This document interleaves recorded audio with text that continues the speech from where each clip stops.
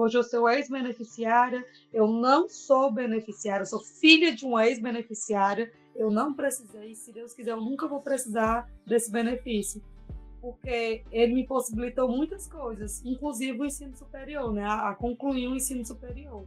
A ruptura virá geracionalmente.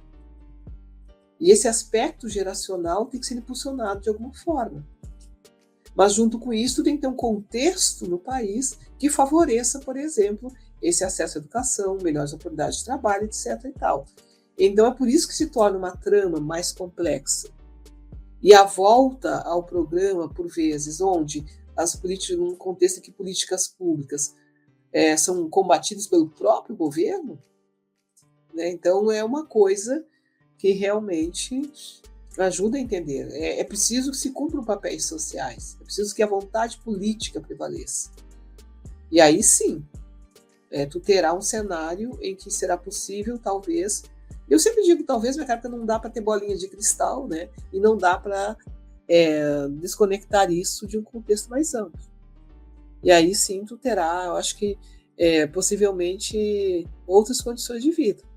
E para isso eu penso que inclusive é preciso linkar programas de transferência de renda, como por exemplo acesso à educação. Programas como a Bolsa Família vão nos acompanhar por muito tempo ainda, porque o problema da pobreza no Brasil é um problema maciço, um problema enorme. Mais da metade da população brasileira vive em situação de pobreza, né? Bem mais do que a metade. Isso não se muda em pouco tempo. Eu repito, 20 anos é pouco tempo para um país deste tamanho e para um problema deste tipo. Agora, não me pergunte quais são as soluções. Existem muitas propostas sobre a maneira melhor de diminuir a pobreza. Quase todas elas, contudo, pressupõem, mais uma vez, uma intervenção maciça por parte do Estado em termos de investimentos, né? Investimentos educacionais, investimentos infraestruturais, etc.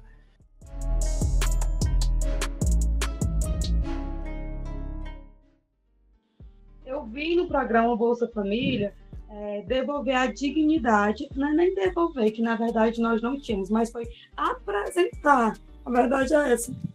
Esse benefício ele apresentou a dignidade na minha família, porque a gente passou a comprar móveis, passamos a garantir uma alimentação melhor e a questão também dos estudos.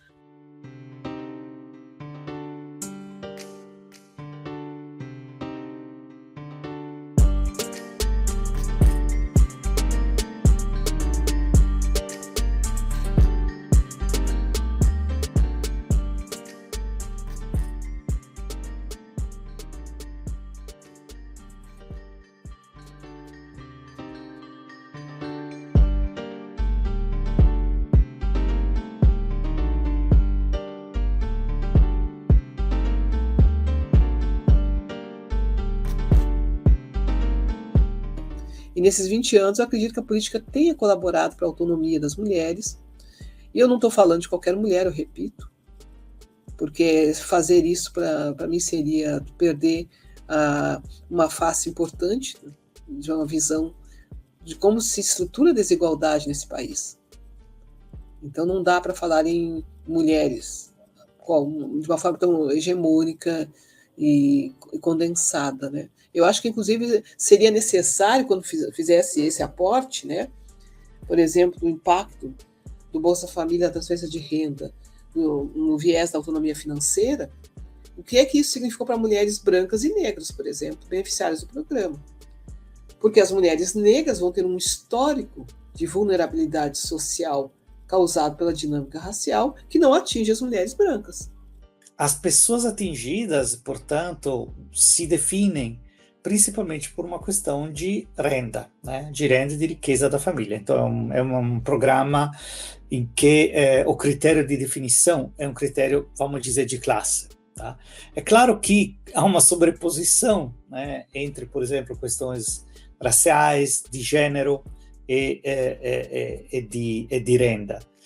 Muitas das pessoas dos núcleos familiares que recebem o programa são formados às vezes por mães solteiras, não necessariamente mães, podem ser até avós solteiras que estão criando os netos. E como o programa preferencialmente é dirigido para mulheres, é claro que o impacto foi grande, não somente no nível da vida, digamos assim, do aspecto econômico da vida desses núcleos familiares, mas também da vida pessoal das mulheres que acabaram recebendo o programa, né? Porque deu a ela mais possibilidades em termos de gestão de recursos, de organização da vida familiar, mas também, de certa forma, uma maior independência em relação aos seus maridos, né? Ela conseguia essa questão dessa autonomia da mulher, porque até então ela não comprava em nenhum canto, porque ela não tinha crédito, não tinha como ela pagar, e ela nunca tinha possuído um cartão no nome dela. E quando veio aquele cartão no nome da minha mãe... Você imagine uma pessoa que nunca teve renda, muito menos uma renda regular, eu digo lá no livro, né, nós dizemos no livro, dá uma sensação maior de liberdade, de autonomia, né? Isso sendo muito, digamos assim, não muito coerente com o rigor do conceito de autonomia, mas elas se sentem mais autônomas, né? Elas dizem, pelo menos. Junto com a sua pergunta, a subjetividade é muito afetada quando você tem mais autonomia, né? Quando você é mais dona de si, né? A tua autoestima aumenta.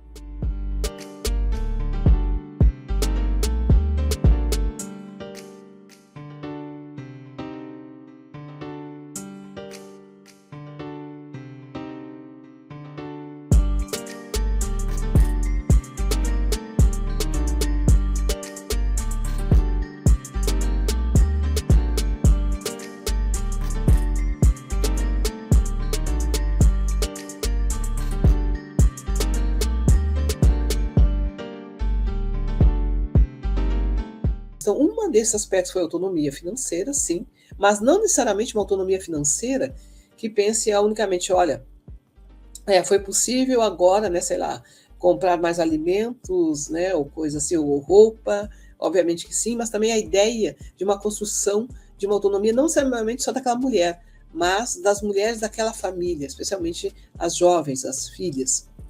E também apareceu um outro dado naquela ocasião, que foi um relato que nós tivemos de uma autoridade policial que nos relatou que as mulheres estavam se afastando de companheiros violentos, né, de relacionamentos abusivos, porque já não dependiam desses homens. Então houve um certo incremento, em certa medida, né, de separações ou de denúncias, né, porque agora ela tinha alcançado um certo patamar de liberdade, minimamente. Mas isso se soma a outros impactos sentidos na vida dessas mulheres, como uma perspectiva de lidar com a ideia de pobreza. Uma das coisas que a gente perguntava, assim, bom, o que é pobreza para ti? E para algumas mulheres a pobreza estava ligada a não ter acesso a muitas coisas, não só o dinheiro. Não ter acesso à sua liberdade, isso é um tema que apareceu bastante. A pobreza não tem somente a dimensão material, né? Quando as pessoas pensam em pobreza, a primeira coisa na qual se pensa é a dimensão material da ausência de uma renda ou da falta de riqueza. Claro que isso seja talvez o elemento primário, né, que mais caracteriza a pobreza. De certa forma, é quase assim, é exatamente o fenômeno que define a pobreza. A pessoa pobre é uma pessoa que não dispõe, né, de uma renda, de uma riqueza suficiente. Mas existe uma dimensão imaterial que está ligada à dimensão material. A dimensão imaterial que é determinada pela experiência da impotência, da humilhação que muitas vezes as pessoas, às quais muitas vezes as pessoas são submetidas, né?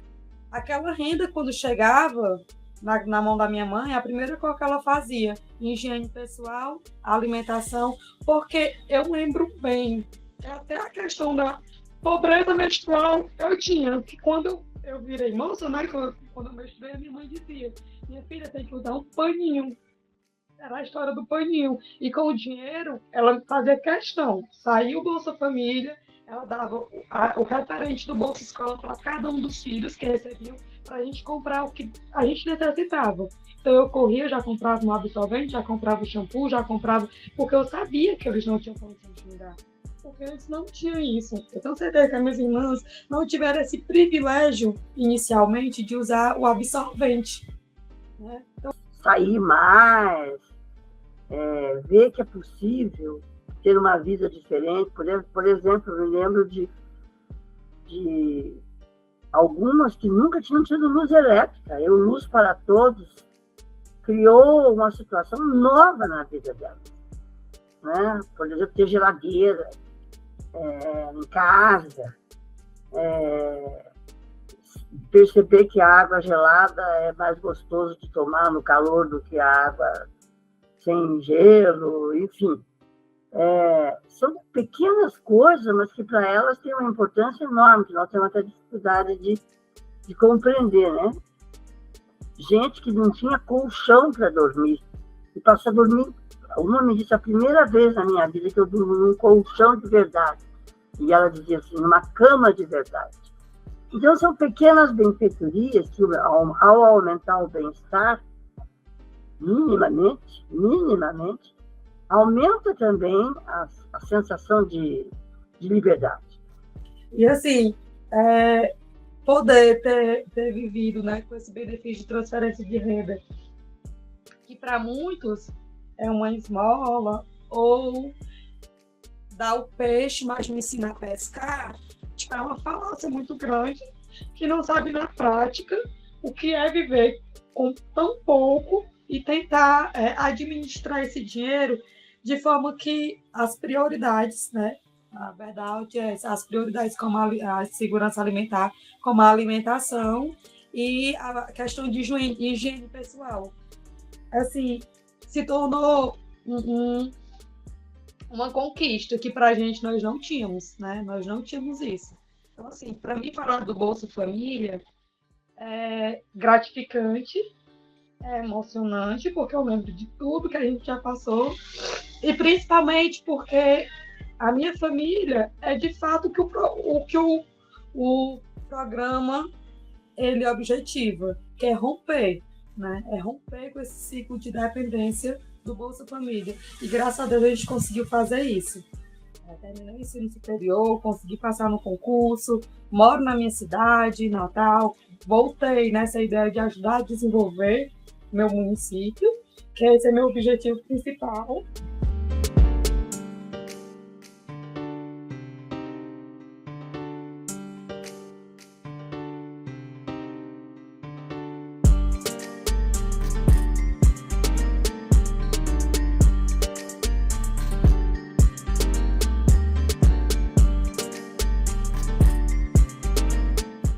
Então, assim, o Bolsa Família ele me acompanhou desde criança até o final do ensino superior. É um programa magnífico, porque ele consegue ou devolver ou apresentar a dignidade a muitos brasileiros que não tem nada, nenhum tipo de renda. Principalmente quem é do interior sabe a dificuldade que é encontrar um emprego, né? A questão também, muitos pais, né, não conseguem ir trabalhar porque não tem com quem fica os filhos. Então, esse benefício ele se faz necessário diante dessa tremenda desigualdade social que a gente vive. Por causa também dessa questão, dessa insegurança alimentar, que infelizmente acompanha ainda muitas mesas dos brasileiros. Nós somos beneficiários por mais de 10 anos. Atualmente não recebemos mais, né? Quando minha mãe conseguiu se aposentar, ela já se desligou do programa e espero nunca na vida precisar desse benefício, não por soberba, não, jamais, mas realmente porque eu não quero estar nessa condição, nessa vulnerabilidade, nessa insegurança de renda, né? Graças a Deus, terminei meu ensino superior, tenho meu concurso, então eu espero nunca precisar. Mas se precisar, eu estou lá no CRAS, porque a assistência é de quem dela necessitar. programas como o Bolsa Família, programas como esses programas de ajuda à pobreza, deveriam ser programas de Estado e não de governo. Ou seja, qualquer que seja o governo, esses programas deveriam ser mantidos. Que é o que, por exemplo, acontece normalmente nos países, por exemplo, na Europa, né, com políticas como justamente apoio à pesquisa, apoio à escola, ao ensino, à universidade, ou políticas sociais, são políticas de Estado, independentemente do governo. Qualquer governo sabe que é importante investir dinheiro na educação, investir dinheiro na saúde, investir dinheiro na pesquisa, né? Aqui, às vezes, tem a percepção de que não, são políticas de governo, né? Então, muda o governo, as políticas são simplesmente abandonadas. Isso não pode ser, né? Não pode acontecer. Aqui não é uma questão de que isso é um programa trabalhista, né? Petista.